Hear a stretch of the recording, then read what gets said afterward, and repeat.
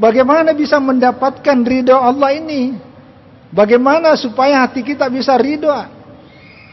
Di antaranya Rasulullah Shallallahu Alaihi Wasallam menjelaskan dalam hadisnya. Jadi kalau tadi ini kan ayat, lalu hadis Rasulullah Shallallahu Alaihi Wasallam yang pertama di sini adalah yang diriwayatkan oleh Imam Muslim bersumber dari Al-Abbas bin Abdul Muttalib, yang mendengar dari Rasulullah Shallallahu Alaihi Wasallam bersabda, "Dzaka ta'mil al-iman marradiya billahi rabban wa bil islami dinan wa bi Muhammadin rasulan."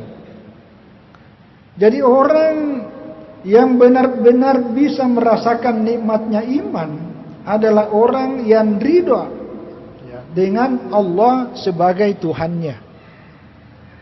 Dia ridha Islam sebagai agamanya dan ridha terhadap Rasulullah Nabi Muhammad sallallahu alaihi wasallam sebagai rasulnya.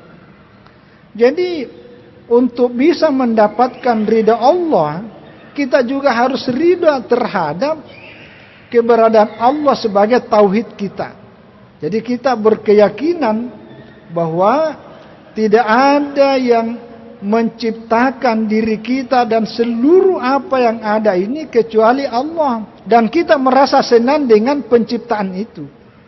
Tidak ada sedikit pun penciptaan Allah yang kita anggap sia-sia, sehingga apapun yang terjadi dalam diri kita dalam kehidupan ini, kita selalu berpikiran positif, kita selalu merasa senang, merasa gembira bahwa pasti Allah bermaksud baik. Alladzi ahsana kulla syai'in khalaqahu, bahwa semua apa yang Allah ciptakan itu adalah yang terbaik. Nah, itu bagian dari ridha terhadap keberadaan Allah. Itu. Jadi kita harus meyakini, karena itu adalah akidah. Begitu juga keberadaan Nabi Muhammad sallallahu alaihi wasallam yang diutus oleh Allah sebagai Rasulullah, dan seluruh ajaran yang beliau bawa, tidak sedikit pun ajarannya yang kita celah.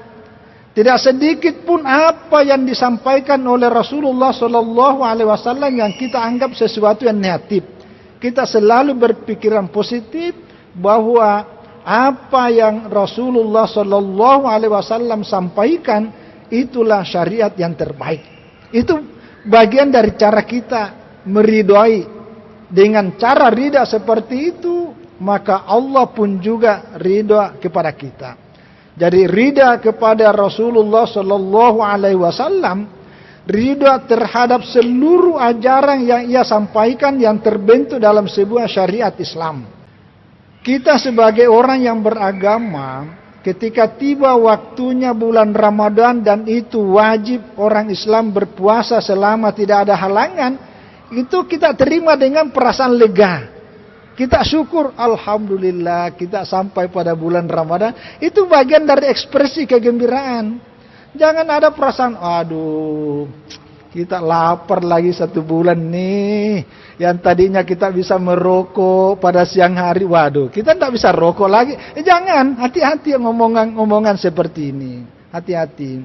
Ya, jadi ada kebiasaan ibu saya masih kecil, selalu saya berada di samping ibu saya.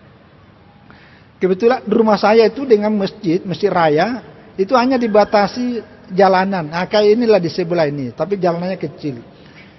Nah, di kampung, kalau masuk waktu salat, itu ditandai dengan beduk. Tandai dengan beduk.